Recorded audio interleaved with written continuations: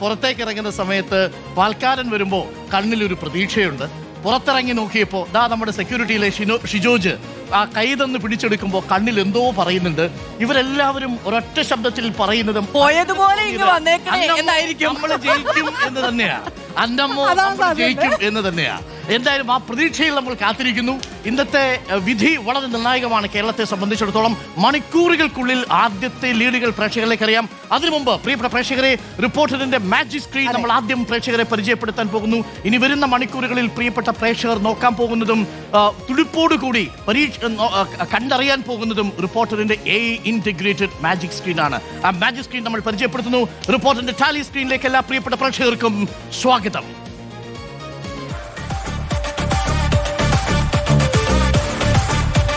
പ്രിയപ്പെട്ട പ്രേക്ഷകരെ, നിങ്ങളുടെ മണ്ഡലങ്ങൾ കൃത്യമായി നമ്പർ അനുസരിച്ചാണ് നമ്മൾ ഇതിനകത്ത് ടാലിയിൽ കൊടുത്തിരിക്കുന്നത്.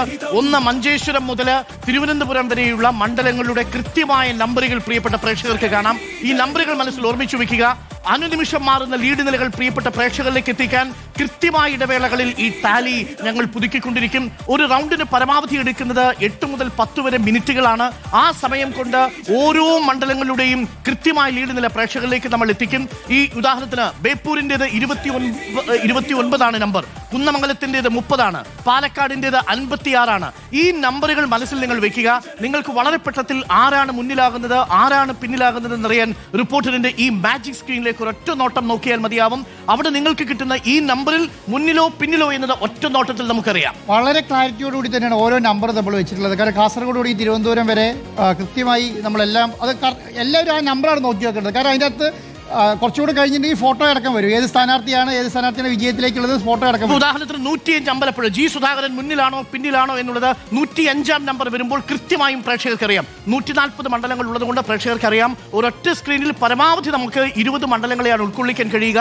ആ 20 മണ്ഡലങ്ങൾ, അതായത് 7 തവണ റിപ്പീറ്റ് ചെയ്ത് വരുമ്പോൾ മാത്രമേ അടുത്ത മണ്ഡലം നിങ്ങൾക്ക് കാണാൻ പറ്റൂ. നമ്പർ മാറുന്നില്ല, നമ്പറിലെ സ്ഥാനാർത്ഥിയുടെ നിലയാണ് മാറുക. അപ്പോൾ നമ്പർ കൃത്യമായി നിങ്ങൾ ഓർമ്മിച്ചു വെക്കുക. ഉദാഹരണത്തിന് 131 വാമനപുരം, 115 അടൂര്, 116 കരുനാഗപ്പള്ളി. കുറച്ച് കഴിയുമ്പോൾ ഈ മണ്ഡലം മാറി പകരം അവിടേക്ക് സ്ഥാനാർത്ഥികളുടെ ചിത്രമെത്തും. മുന്നിലാണോ പിന്നിലാണോ എന്നുള്ള വിവരവും പ്രേക്ഷകർക്കറിയാം. ഈ സ്ക്രീനിൽ നമുക്ക് മുകളിൽ ദേശീയ രാഷ്ട്രീയത്തിന്റെ ചിത്രമുണ്ട്.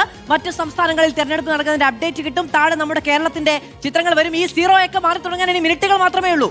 അതായത് സ്ക്രീനിൽ 3 ഭാഗത്തുമായിട്ടാണ് നമ്മുടെ ടാലി ഉള്ളത്. ഏറ്റവും മുകളിൽ ദേശീയ രാഷ്ട്രീയത്തിന്റെ ചലനമറിയാം.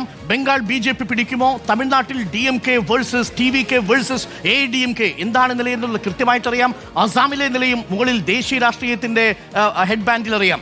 ഓരോ മണ്ഡലങ്ങൾ നമുക്ക് വലതുവശത്ത് കാണാം. നമ്മുടെ സ്ക്രീനിന്റെ വലതുവശത്ത് നമ്മുടെ ആ വിൻഡോയുടെ താഴെ ഓരോ മണ്ഡലങ്ങളുടെയും അപ്ഡേറ്റുകളും കാണാൻ കഴിയും. ഓരോ മണ്ഡലങ്ങളും പ്രത്യേകമായി എടുത്തു കാണിക്കും. ഏറ്റവും ടൈറ്റ് ആയിട്ടുള്ള മണ്ഡലങ്ങളായിരിക്കും നമ്മളുടെ സ്ക്രീനിന്റെ വലതുഭാഗത്ത്. ഈ ദൃശ്യങ്ങളുടെ വീഡിയോയുടെ തൊട്ടുതാഴെ പ്രേക്ഷകർ കാണുക. ഏറ്റവും ടൈറ്റുള്ള മണ്ഡലങ്ങളുടെ കൂടുതൽ അപ്ഡേറ്റുകൾ പ്രേക്ഷകർക്ക് ആ ബോക്സിലും കാണാൻ സാധിക്കും. താഴേക്ക് നോക്കിയാൽ മുന്നണികൾ 3 മുന്നണികളെ പൊതുവായ ചിത്രം കാണാം. അവിടേക്കാണ് കേന്ദ്രീകരിക്കുക, അല്ലെ? ആ നമ്പറുകളിലേക്കാണ്. അതുകൊണ്ട് അത് കൃത്യം വലുതായി കാണിക്കുന്നുണ്ട്. ഓക്കെ, അപ്പോൾ പ്രിയപ്പെട്ട പ്രേക്ഷകരെ നമ്മൾ തുടങ്ങുന്നു. എല്ലാ റിപ്പോർട്ടർമാരും തയ്യാറാണ്. സ്ട്രോങ് റൂമുകൾ തുറന്നു കഴിഞ്ഞു, അല്ലേ? തുറന്നു.